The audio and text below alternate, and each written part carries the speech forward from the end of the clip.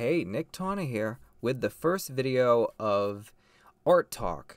I believe I did something like this with Art of Niktana back in the day when I was showcasing just a variety of different pieces. Well, this is a playlist that is going to be a short talk about some of the art from my gallery. So we're going with the digital art, of course, but the dark art pieces, which I've been happy to see people enjoy, and I hope that it speaks to people and helps them sort of identify emotion through the pieces. Because with my dark art, what I like to do is I like to give a face to emotion, so it is less scary to face. Because when you're feeling something like a rush of emotion, anxiety, depression, just something that's overwhelming, in the moment, unless you've had it often, it's really hard to identify it. So when it creeps up on you, it's scary because it's the mystery of self, and the mystery of these feelings adds to the pressure of trying to handle it and not really being aware of it at the same time. It's just sort of going through the motions of just trying to get it out of your system.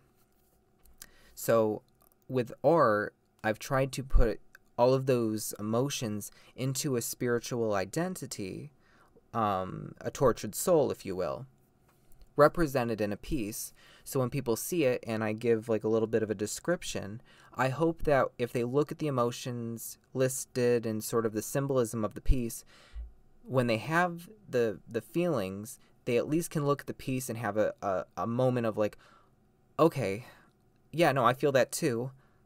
And when you see something having a face in your mind's eye, it becomes less scary. You can own it and you can try to handle it. So the next time you feel this way, you have a little bit more of an understanding of self and how you feel with these emotions. So the first one we're going to be going into, dark art, as listed, stained glass. So this is the more colorful piece of the dark art that I've done. I love mirrors and I love stained glass like windows, and I love reflections of self, and this sort of came into my thought process when I was just sitting and I was like trying to think of a jagged sort of representation of a reflection, and I thought, how about I do stained glass to represent this emotion. So the symbolism is reflecting in a shadowed state. The inside reflection versus the outside, with your eyes seeing something in the mirror, then fading into reflections of memories. So I wanted to represent stained glass in the sense of, I believe in life, every decade we are commissioned a portrait of self-reflection that we can take a moment to look upon and see if this is where we want to evolve or dwell and devolve. I believe that every 10 years we can at least owe it to ourselves to self-reflect and find acceptance with the current state and try to do something with that. I believe people get jaded too easily, and unfortunately, it is easier to state what you hate than what you love in a more vulnerable state. I'm not going to go into the whole social media and just how reactionary, sensationalized, and how negativity is often rewarded. And it's intoxicating.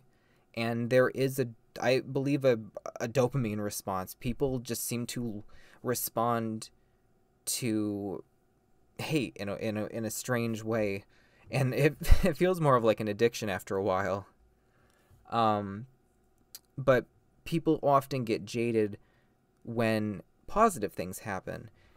The thing is, life doesn't owe you anything, and it is sad when horrible things, which are easier to find and easier to, I guess, think of, they take priority over any of the little good things that might have happened.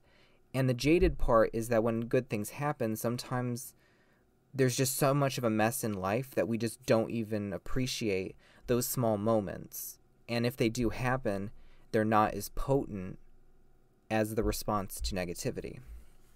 So with this piece, I wanted to represent every decade that portrait being shown on display. It's always going to be incomplete until your last breath on your deathbed. And at that moment, when all of those jagged pieces of time fall into place like a puzzle and represent and show in its most raw and honest and purest sense of self, will you be able to see it fully and accept both your negatives and positives of self? And how will you react in that final moment? So I wanted to at least put that on display as a piece of self-reflection, and to accept that it's a mess of sorts. Nothing is perfect. It's jagged. It's mixed matched. It's light and dark. It's positive, negative. It's so many things that just make you human. And I think it's easy to forget how imperfect we are as creatures, even if we blind ourselves with conviction and ego. So the next piece, Dark Art Forsaken. This one, I wanted to represent belief in something, someone being reciprocated, and the qualities of a spiritual connection, be it a higher power, whatever you want to call it, a deity, a imaginary friend, something like that, or a person, a loved one, a parent, a spouse, something that has been reciprocating love, dedication, loyalty, and you believe in them and worship them almost as if they are a divine being. Now, the brief symbolism of this piece. Humbled, drowning on display, but not seen, and holding on to hope till the last breath. Reaching for salvation, devoted, even when forsaken. So, this person that was described, this divine being in your eyes, when time goes on and you feel the same love, devotion, and connection and belief in this person, that when they start turning their head or not seeing you or seeing your devotion or appreciating, but you still are indeed devoted to this being, when you are choking on the smoke that is represented here, it's a fog. I love drawing like wraith, ghost kind of spiritual souls.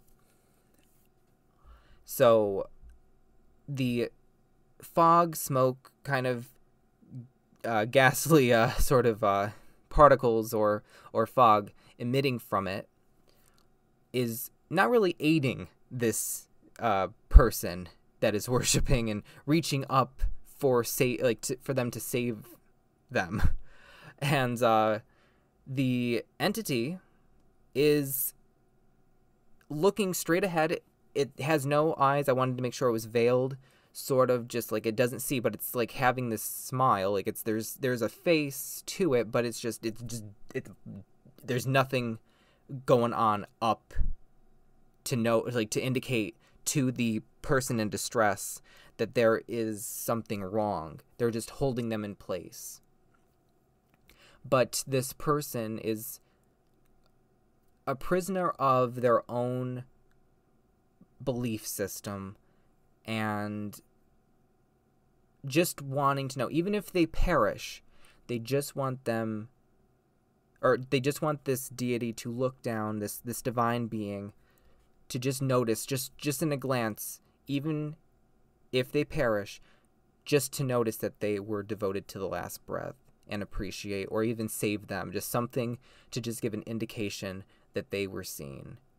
So the last piece, Dark Art Must Be. This one was my most recent and last dark art piece that I've done in a while. This one's a lot of things all at once. It's not just pure vanity. The feeling of this one I wanted to represent of it never being enough, and it must be whatever it is, be it perfect, hot, gorgeous, beautiful, whatever, what have you, what words, what thesaurus of phrases that could possibly represent perfection, or what you need to be appealing, or the standard set for self.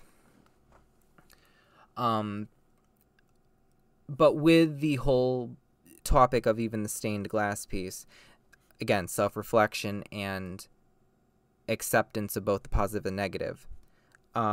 This piece kind of goes into that ballpark. The symbolism I wrote for it: comparing dwindling self-esteem, unreachable standards, to see others' desires, comparing self against perfection and one's own youth.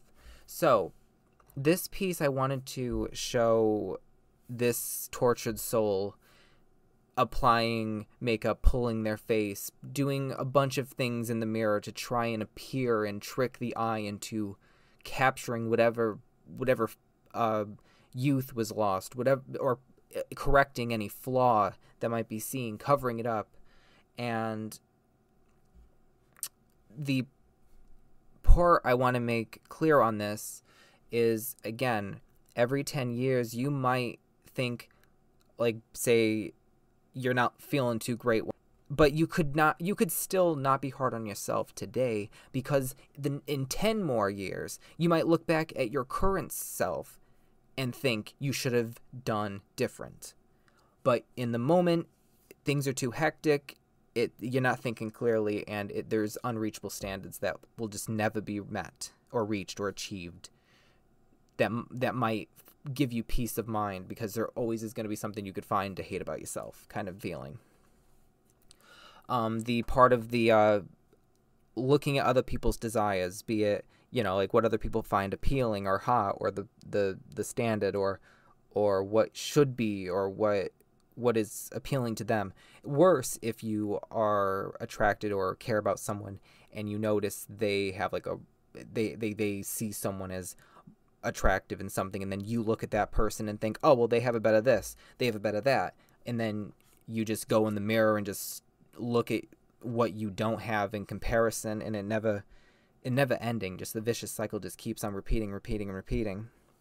And the validation of it's beyond your own comprehension of what would be the word to even help that agony of self-hatred, or alleviate or boost confidence at any rate, because sometimes it's just you're in a downward spiral into your own madness. And with that, I wanted to represent, and I even said this in the description, and I've had this moment as well, like when you're in the mirror and you put on like a full face of makeup and you overdo it, like say like you're there for like an hour and you think like, oh, I'm fine, but it could be better, and then having that moment where you break down because it's catching up. The feeling of why you are trying to mask the imperfections is finally catching up, and you just break down, and the beautiful painted face and makeup and everything just starts to melt and fade away, and you look like a mess, but you look in the mirror and think, okay, this is me, and exhale, trying to accept the beauty and the beast. Of course, the feeling comes back of the imperfection and the anxiety, but there are those moments of clarity when you break down and just sort of laugh at it a little bit, just because you can acknowledge that it's fucking ridiculous, even though it feels dire so many other times. So, that was this piece.